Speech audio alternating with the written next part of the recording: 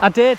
So guys, the title says it all. I did in fact get scammed with some fake Mizuno blades. This didn't happen recently. It happened about 2 years or so ago now, when the MP18s were brand new on the shelves. I gave them a couple of months. I was never good enough to play with them. However, I just loved them so much that I waited for the price to come down, looked on the second-hand market, and grabbed myself what I considered to be a steal on eBay at the time. I know, you'll say, it's too good to be true. It probably is. But if at the time they were selling for £700, I think I picked these up for around about £600. So maybe not too good to be true, just relatively good. The seller, I will add, looked genuine. They almost had a bit of a golf warehouse going on, where they maybe had 15 to 20 sets of irons, 10 or 12 drivers, loads of putters, loads of wedges. So looking at their feedback and looking at their store, they had lots of good things on there. And when they arrived, they just didn't look right. And Scott had a proper look for me, but we'll show you how they look now. This is the fake head you can see here. You'll notice from the markings on the head that it doesn't actually dink in the way a forged club would. The person who's made the fake has gone through the effort to put GF Forged HD, which is the same as the genuine one, just not the same font and size. You can see from this clip that the Mizuno badge isn't etched in the same way that a genuine would be. It is relatively genuine looking from the top where the number of the iron is. However, again, it just scratches up rather than dinks in the way that a forged club would.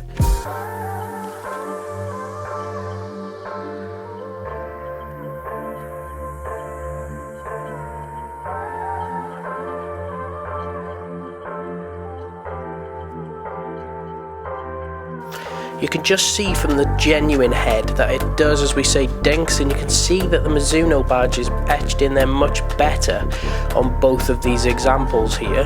This is the fake again. If we just compare that to the real one, you can see even with the real head at the back that it's just so much better etched in there, and you can see the quality and the dinking of the forge.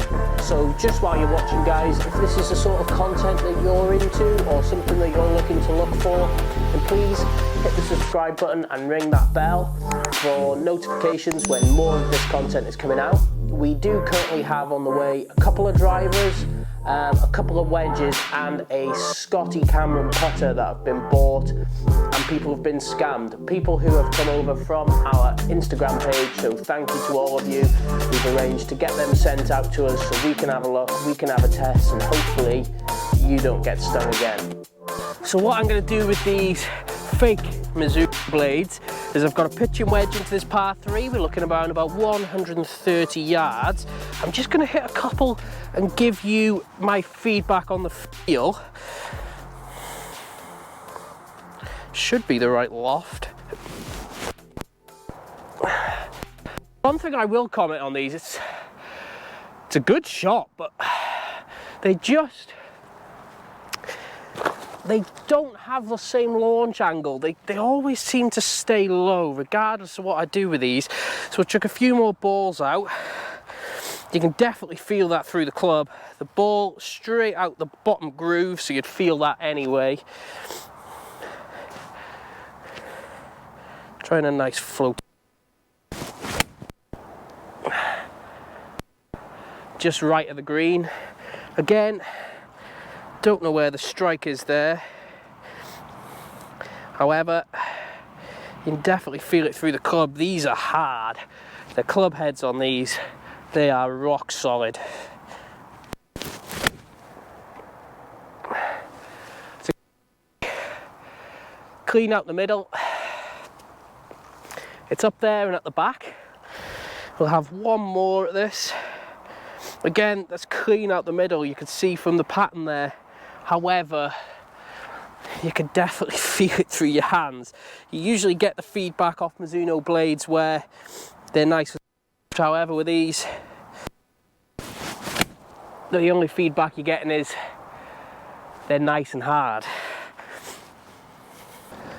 Now, walking up onto the green, there's certainly no knock in the results. We've got 1, 2, 3, 4 just short here,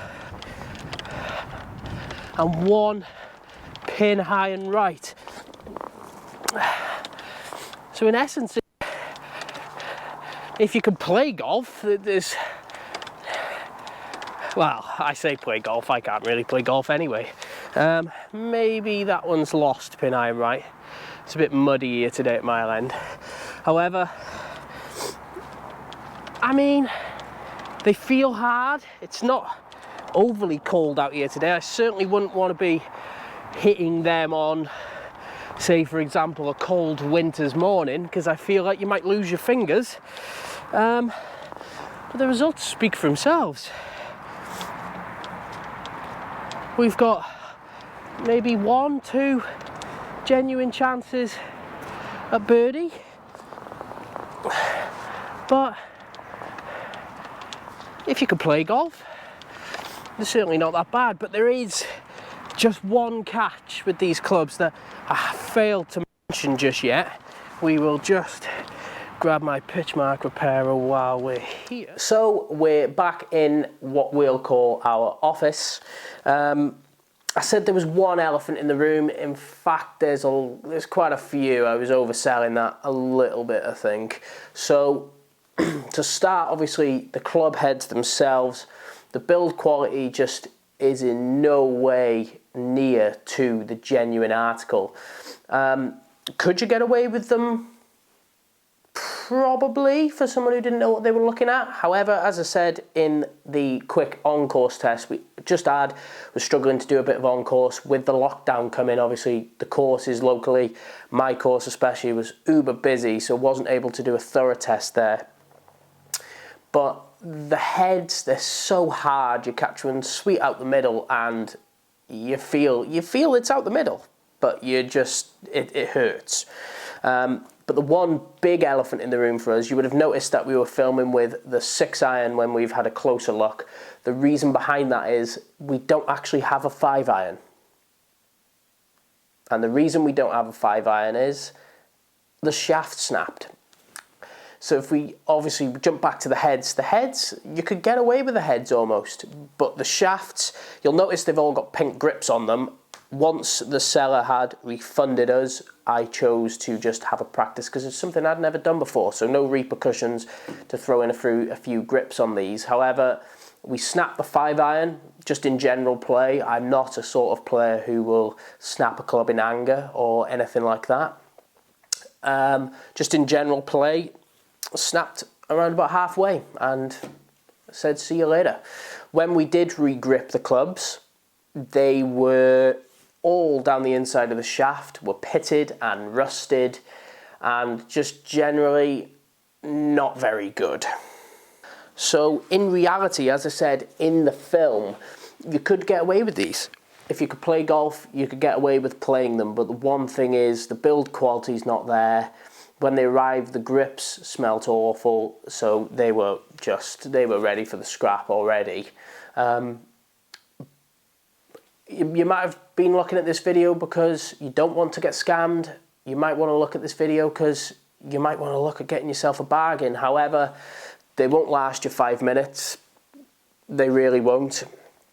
If you are looking for a bit of a bargain, I would advise maybe waiting 12 months after something's come on the market and have a look at them after 12 months, because products like Mizuno blades and things like that, they do come down in price. I think you can get yourself a set of genuine MP18 blades at a bargain price of around £250. You probably will be paying more, but you can find them for that price.